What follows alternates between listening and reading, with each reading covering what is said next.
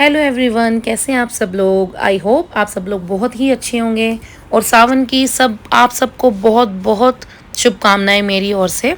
और आप लोग सावन में अब क्या क्या कर रहे हो मुझे ज़रूर शेयर करना। अपनी जो भी है मतलब आपकी दिनचर्या है, आप लोग क्या क्या करने वाले हो अपने घर में इस सावन, तो मुझसे ज़रूर शेयर करना। तो गाइज़, मैंने एक्चुअली में सावन में थोड़ा थिंक किया कि मैं थोड़ा किचन का मेकओवर करवाने वाली हूँ, तो इस वजह से मुझे सारे घर को थोड़ा सा सेटअप करना था।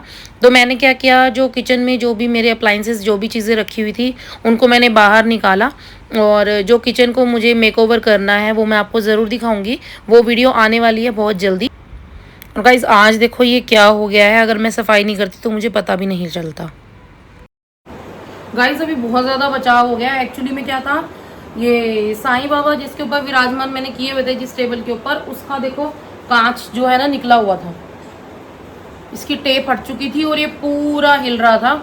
और अगर शायद आज मैं नहीं देखती तो बाबा गिर भी सकते थे, और कभी पाठ पूजा करते टाइम कोई दीपक वगैरह अगर हम उस पर लगाते तो शायद बाबा नीचे भी गिर जाते और खंडित हो जाते। प्रभु, बस आज मुझे ऐसा लग रहा है कि शायद बाबा ने करवाया है ये, कि साफ सफाई करो थोड़ी सी तो पता लगे कि हाँ भाई मेरा स्थान मतलब ठीक नहीं है, तो उसको ओके करो। तो अभी मैंने बाबा को फिलहाल के लिए तो डाइनिंग टेबल पे विराजमान किया है। अब इनका भी इनकी जगह बनाते हैं, क्योंकि मेरा तो ऐसा मन धक धक कर रहा है तब से, जब से मतलब मैंने ये देखा ना, मतलब मेरे को ऐसा हो गया कि यार क्या मतलब क्या चीज़ होने वाली थी और वो बच गई। मतलब अगर बाई चांस बच्चों की बॉल वगैरह लग जाती या कुछ भी मतलब मिस हैपनिंग हो सकती थी, कोई बड़ी मिस हैपनिंग भी हो सकती थी, क्योंकि बच्चे हैं छोटे घर में, ठीक है। और अब चलो ओरियो नहीं है घर में, लेकिन बच्चे तो है ना छोटे। अगर बाई चांस ही गिर जाता, कांच गिर जाते, बाबा गिर जाते, तो कितना ज़्यादा नुकसान होता और कितना ज़्यादा मतलब कितना मुझे पाप चढ़ता कि मतलब मैंने ध्यान नहीं करा। और चलो बाबा ने जो मतलब बाबा देखो ऐसे अपने आप ही बता देते हैं कि हाँ भाई मैं तकलीफ में हूँ, तो फटाफट से मेरे स्थान को ठीक करो। तो गाइज अब करते हैं कुछ ना कुछ बाबा के लिए स्थान मतलब सेटअप करती हूँ, देखते जाना अभी आप। अभी फिलहाल के लिए मैं थोड़ा सा एक्चुअल में कंप्यूटर टेबल जो है वो बाहर करने वाली थी, बट देखते हैं चलो स्टिल कि क्या होने वाला है। स्टे ट्यून्ड रहना, बिल्कुल भी ब्लॉग को स्किप मत करना। मतलब ये है कि चलो जो भी है अच्छे के लिए होता है, भगवान जो करते हैं अच्छे के लिए करते हैं। तो वैसे मतलब मैं ये सोचती हूँ कि गाइज कभी कभी ना मतलब हमें क्या है, थोड़े थोड़े दिनों में अपने घर की ऐसे डस्टिंग सफाई करते रहना चाहिए, डीप क्लीनिंग करते रहना चाहिए। क्योंकि क्या होता है, कई बार हमें पता नहीं लगता कि हमारी अंदर की चीज़ें क्या ख़राब हो रही हैं, क्या ठीक है। तो हम अगर डीप क्लीनिंग करते हैं ना तो हमें पता लगता रहता है साथ साथ। तो इसी के लिए मेरी क्या आदत है कि मतलब 15-20 दिन महीने में मतलब मैं डीप क्लीनिंग करती हूँ। और ये हमारा बहुत ज़्यादा रूम जो है बहुत ज़्यादा गंदा हुआ हुआ था, तो मैं इसको अभी क्या है थोड़ा सा नया रूप देना चाह रही हूँ। तो इस वजह से ना ये पहले जो पर्पल अलमीरा दिख रही है ना आपको, ये हमारी किचन के बाहर लगी हुई थी। बट क्या हुआ था, गर्मी बहुत ज़्यादा थी तो मुझे ये अलमीरा मतलब वहाँ से डिस्कार्ड करनी पड़ी, क्योंकि मतलब किचन में बहुत ज़्यादा ह्यूमिडिटी हो जाती है और जब खाना बनाते हैं ना तब बहुत ज़्यादा गर्मी लगती है। और मेरी किचन में फ़ैन भी नहीं था, तो इस वजह से मुझे ज़्यादा दिक्कत हो रही थी, और मम्मी भी अवेलेबल नहीं थे। तो भाई थोड़ा ये है कि मम्मी होते हैं तो थोड़ी हेल्प हो जाती है मेरी, कि भाई मतलब थोड़ा बहुत मतलब हम मिल बांट के थोड़ा बहुत कर लेते हैं। लेकिन अब क्या था कि एक तो मुझे जाना पड़ रहा था, मार्केट भी जाना मुझे ही पड़ रहा था, बच्चों को भी देखना था, स्कूल का भी करना था, और शॉप पे भी कई बार जाना पड़ता है, तो उस वजह से मुझे दिक्कत बहुत ज़्यादा हो रही थी। तो मैंने कंप्यूटर टेबल को बाहर करना चाहा, क्योंकि मैं थोड़ा सा क्या है घर को थोड़ा सा न्यू लुक देना चाह रही हूँ, थोड़ा सा चेंजेस कर रही हूँ घर के अंदर। क्योंकि क्या है, अगर हम चीज़ें हिलाते हैं ना तो पीछे की डीप क्लीनिंग हो पाती है। जो मेड है वो देखो वैसे तो अच्छे से सफाई करती है, ऐसी कोई दिक्कत नहीं है, बट फिर भी कई बार ऐसा होता है ना कि मतलब मेड पीछे से कचरा निकाल नहीं पाती है, उसको दिक्कत हो जाती है। और अब मैंने कंप्यूटर टेबल बाहर निकाल लिया, बट इसका स्पेस नहीं बन पा रहा, क्योंकि पीछे जो है राधा कृष्ण की आपको तस्वीर दिख रही होगी, उनका जो कांच कांच है वो कांच के ऊपर मैंने विराजमान किए हुए हैं, मतलब मैंने ग्लास लगवाया हुआ है, साइड ग्लास। तो मतलब ये जो अलमीरा हमारा कंप्यूटर टेबल है वो कांच से ऊपर आ रहा है, तो मैंने ही सोचा था कि यहाँ पे सेटल हो जाएगी, बट ये नहीं हो पाई। तो मुझे फिर से दोबारा से पूरी सेटिंग को चेंज करना पड़ा। मतलब मेरी तो बैंड ही बज गई करते करते। और जब मैंने ये कर लिया उसके बाद तो मतलब मैं उठ ही नहीं पाई, मेरी बैक बहुत ज़्यादा पेन कर रही थी, क्योंकि मेरे ऑपरेशन हुए हुए हैं 2-3, तो इस वजह से मुझे थोड़ी दिक्कत रहती है, थायराइड की भी प्रॉब्लम है। बट चलो कोई बात नहीं। फिर मैंने साईं बाबा को भी इस तरफ शिफ्ट करने की सोची, क्योंकि कंप्यूटर टेबल पूरा का पूरा स्पेस ले रहा था, इस वजह से मतलब मुझे साईं बाबा को भी वहाँ से मतलब हटाना पड़ा, और साईं बाबा का भी स्थान चेंज करना पड़ा, और माइक्रो का भी।